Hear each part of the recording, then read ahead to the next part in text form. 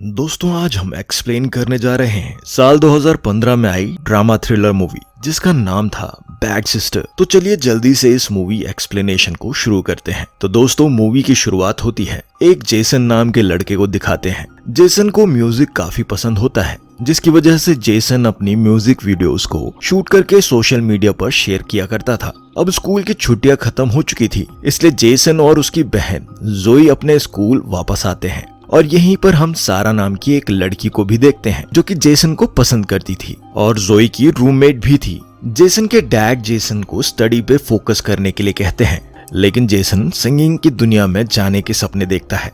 Jason के परिवार को देखकर स्कूल की सिस्टर रिबेका इनके पास आती है और पेरेंट्स को ये भरोसा दिलाती है कि वो इन दोनों की अच्छे से देखभाल करेगी। इसके बाद सिस्टर रिबेका नई टीचर सोफिया से मिलने जाती है जिसका आज स्कूल में पहला दिन था। रिबेका सोफिया को स्कूल के सभी रूल्स बताती है और साथ ही मेकअप ना करने के लिए भी कहती है। ये सुनकर सोफिया तुरंत ही लिपस्टिक को हटा देती है। जब रिबेका सोफिया को स्कूल दिखाती है तो तभी इन्हें रास्ते में जेसन मिल जाता है, जिसे देखकर सोफिया जेसन से इम्प्रेस हो जाती है और जेसन को ही देखते रहती है। इसके बाद सोफिया अपने कमरे में जाकर अपना लैपटॉप ऑन करती है और जेसन के वीडियोस को देखने लगती है। साथ ही वो जेसन को स्क्रीन पर किस भी करती है। इससे हम ये जान पाते हैं कि सोफिया जेसन को पहले से ही जानती है। अगले दिन सोफिया क्लास अटेंड करने जाती है और जब वो स्टूडेंट्स को अपना इंट्रो दे रही थी तो वो देखती है कि जेसन सारा के साथ बिजी है। ये देखकर सोफिया गुस्से में सारा को जेसन से दूर बैठा देती है। कैथोलिक स्कूल में टीचर्स किसी भी स्टूडेंट के साथ ऐसा रूड बिहेव नहीं करती थी, इसलिए जोई को भी ये अजीब लगा। शक तो तब जोई का और भी बढ़ गया जब सोफिया बिना प्रेयर के पढ़ाना शुरू कर देती है। ये देखकर जोई सोफिया को प्रेयर करने के लिए कहती है, जिस पर सोफिया खुद प्रेयर करने के बजाय जोई से प्रेयर कराती है, लेकिन अब भी सोफिया प्रेयर नहीं करती। जब ये बात जोई जेसन को बताती है तो जेसन इस बात पर ज्यादा ध्यान नहीं देता क्योंकि इस समय जेसन सारा के साथ मैसेज करने में बिजी था। स्कूल के बाद सोफिया जेसन के पास आकर सारा के बारे में पूछने लगती है और जेसन बताता है कि हम सिर्फ दोस्त हैं। ये सुनकर सोफिया को बहुत अच्छा लगता है, लेकिन जब अगली सुबह सोफिया जेसन और सारा को किस करते हुए देखती है तो उसे बहुत गुस्सा आता है और सोफिया जेसन को क्लास में भेजकर सारा को डांटने लगती है। लेकिन सारा कहती है कि मेरे डैड स्कूल को फंड देते हैं, इसलिए तुम मुझे कुछ नहीं कह सकती। लेकिन सोफिया को तो इस बात से कोई फर्क ही नहीं पड़ रहा था और क्लास खत्म होने के बाद सोफिया जेसन से बात करती है और कहती है कि तुमने मुझसे झूठ क्यों कहा कि सारा तुम्हारी गर्लफ्रेंड नहीं है। जेसन कोई जवाब नहीं देता। सोफिया जेसन को मिलने के लिए अपने चैम्बर में बुलाती है और जब जेसन वहां पर आता है तो सोफिया अंदर बिना डोर लॉक के अपने बॉडी को मॉइस्चराइजर कर रही होती है। सोफिया को इन छोटे छोटे कपड़ों में देखकर कुछ देर के लिए जेसन के होश उड़ जाते हैं, लेकिन फिर वो यहाँ से चला जाता है और ये सब सोफिया ने जानबूझकर किया था। लेकिन जेसन के चले जाने से सोफिया को काफी बुरा लगा था। अगली सुबह जब सोफिया जेसन से पूछती है कि तुम मेरे चैम्बर में क्यों नहीं आए तो जेसन कहता है कि मैं भूल गया था। जेसन और जोई को स्कूल में आए एक हफ्ता गुजर चुका था, इसलिए इनके पेरेंट्स इन्हें वीकेंड पर घर ले जाते हैं। जेसन के चले जाने के बाद सोफिया भी रिबेका से अपनी आंटी की तबीयत खराब का बहाना लगाकर छुट्टी ले लेती है। इधर हम जेसन को देखते हैं जो अपने डैड से 1 साल का टाइम मांगता है ताकि वो पढ़ाई से ब्रेक लेकर सिंगिंग को टाइम दे सके, लेकिन डैड के मना करने के बाद वो गुस्सा होकर बाहर आकर गाना गाने लगता है। और यहीं पर हम सोफिया को भी देखते हैं जो कि जेसन के घर तक आ गई थी। वो छुपकर जेसन का गाना सुनने लगती है, लेकिन जैसे ही जेसन के पास सारा का कॉल आता है तो सोफिया गुस्सा होकर यहाँ से चली जाती है। सोफिया जेसन और सारा को अलग करना चाहती थी, इसलिए वो रात को जोई और सारा के रूम में जाती है और सारा की बुक में ड्रग्स रख देती है। जब वो कमरे से बाहर निकल रही होती है तो सिस्टर रिबेका सोफिया को देख लेती है।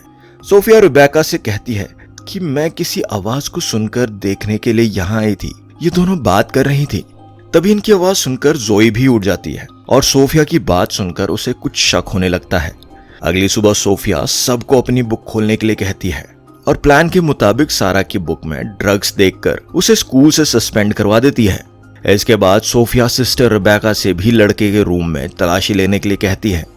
अब चूंकि स्कूल की इज्जत का सवाल था, इसलिए रिबेका तुरंत लड़कों के रूम में भी तलाशी लेने पहुंच जाती है और यहाँ जेसन के रूम में एक वाइन की बोतल मिलती है। ये बोतल भी सोफिया ने ही रखी थी। दरअसल इस बोतल को रखने के पीछे सोफिया का एक खास मकसद था, ताकि सोफिया सजा के तौर पर जेसन को कम्युनिटी सर्विस ज्वाइन करवा सके और उसके साथ स्कूल में ज्यादा से ज्यादा वक्त गुजार सके। जब स्कूल के हेड को इस वाइन की बोतल के बारे में पता चलता है तो वो जेसन को स्कूल से निकालने का फैसला करते हैं, लेकिन सोफिया ऐसा करने से मना कर देती है कि जेसन को स्कूल से निकालने के बजाय उसे कम्युनिटी सर्विस में लगा देना चाहिए। जेसन को सिस्टर्स का काम मिल जाता है। इसके बाद कहानी पास्ट में घूमती है, जहां पर हम सोफिया को देखते हैं जो सोशल मीडिया पर जेसन की वीडियोस देखकर उसकी फैन हो गई थी और फिर सोफिया रियल सिस्टर सोफिया से मिलने गई, जो कि जेसन के स्कूल में पढ़ाने आने वाली थी। लेकिन स्कूल आने से पहले ही सोफिया ने उसे मौत के घाट उतार दिया और उसके डॉक्यूमेंट्स बदलकर उसकी सिस्टर की यूनिफॉर्म पहनकर खुद ही सोफिया बनकर स्कूल पहुंच गई। और फिर कहानी प्रेजेंट में घूमती है, जहां जेसन स्कूल में काम कर रहा था। सोफिया भी जेसन की हेल्प के बहाने इसके पास चली जाती है और यहाँ सोफिया जेसन का ध्यान अपनी तरफ खींचने के लिए अपनी शर्ट के बटन खोलने लगती है। ये सब जोही भी देख रही थी।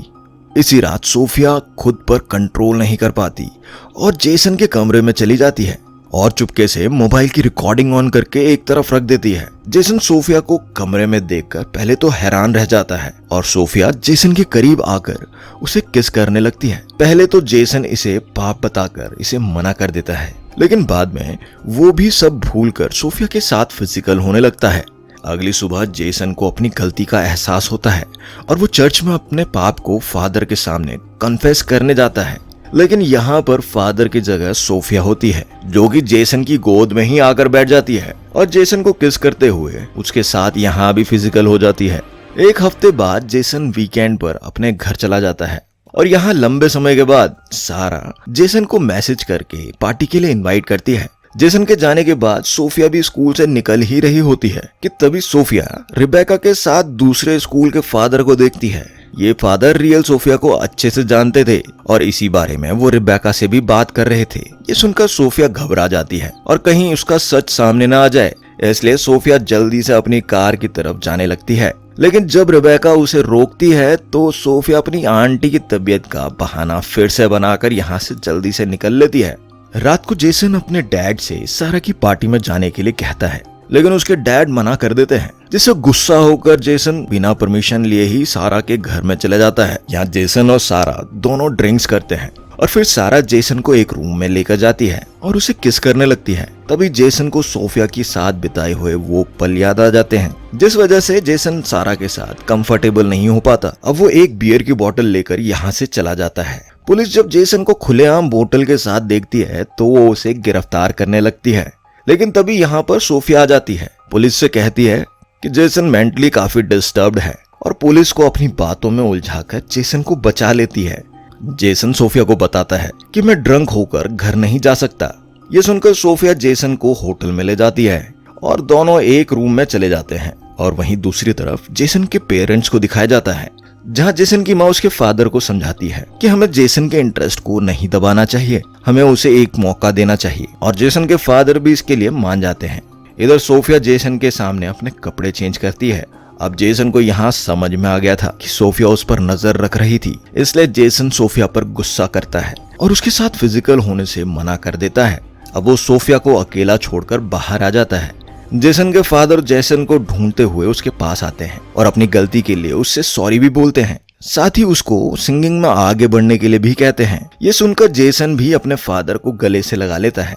अगले दिन जेसन और जोई जब स्कूल जा रहे होते हैं, सोफिया इन्हें जाता हुआ देखकर खुद भी यहाँ से चली जाती है, लेकिन जोई सोफिया की कार को देख लेती है और स्कूल आकर जोई उस कार का नंबर अपनी नोटबुक में लिख लेती है। और जब वो इस कार के नंबर की पड़ताल करती है तो पता चलता है कि ये सोफिया के नाम से ही रजिस्टर्ड है।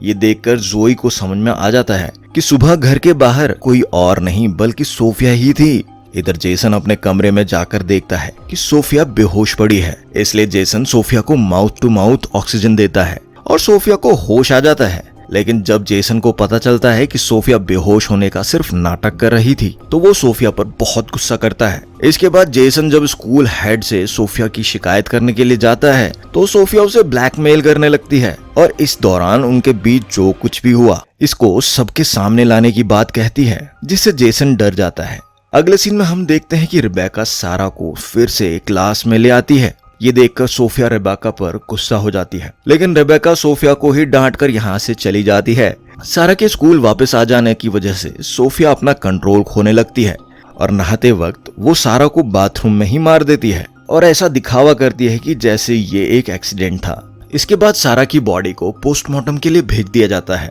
जोई को ये सब काफी अजीब लग रहा था।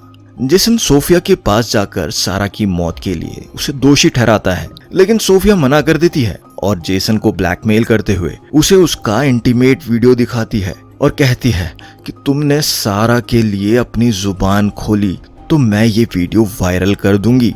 अगले दिन जब जेसन और जोई अपनी मॉम के साथ घर आते हैं तो सोफिया भी अपनी आंटी के डैड होने का बहाना मारकर वहां से निकल जाती है। और रात में जब जेसन अपनी फैमिली के साथ बाहर डिनर पर जाता है तो सोफिया भी उन्हें ज्वाइन कर लेती है। इधर रेबेका को पता चल जाता है कि सोफिया की कोई आंटी नहीं है। वहीं जेसन अब जोई को सब सच बता देता है और फिर ये दोनों रियल सोफिया के बारे में पता करने की कोशिश करते हैं। इधर रेबेका सोफिया को बताती है कि मुझे सब पता चल चुका है, तुम असली सोफिया नहीं हो।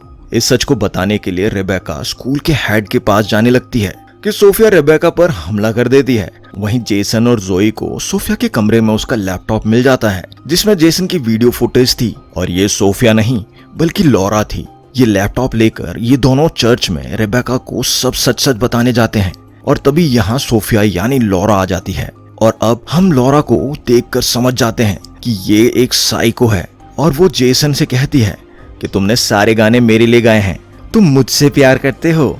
और इसके बाद लॉरा जोई पर हमला कर देती है, लेकिन जेसन लॉरा को रोक लेता है। पर लॉरा जेसन पर भी अटैक करती है और दोबारा जोई को मारने के लिए चली जाती है, लेकिन तभी रेबेका आकर लॉरा को रोक लेती है। लेकिन लॉरा अब रेबेका को भी मारने लगती है और फिर जेसन पीछे से आकर लॉरा की पीठ में स्क्रू ड्राइवर से लॉरा पर हमला कर देता है, जिसकी वजह से लॉरा यहीं पर मर जाती है। मूवी के अंत में हम देखते हैं कि जेसन और जोई का स्कूल कंप्लीट हो चुका है और जेसन के फादर जोई को कार और जेसन को गिटार गिफ्ट करते हैं और इसी के साथ ये मूवी यहीं पर एंड हो जाती है। तो दोस्तों, आपको आज का मूवी एक्सप्लेनेशन कैसा लगा हमें कमेंट बॉक्स में जरूर बताइएगा। साथ ही अगर एक्सप्लेनेशन पसंद आया हो तो वीडियो को लाइक कर चैनल को सब्सक्राइब जरूर कर लीजिएगा। वीडियो पूरा देखने के लिए आपका बहुत बहुत धन्यवाद।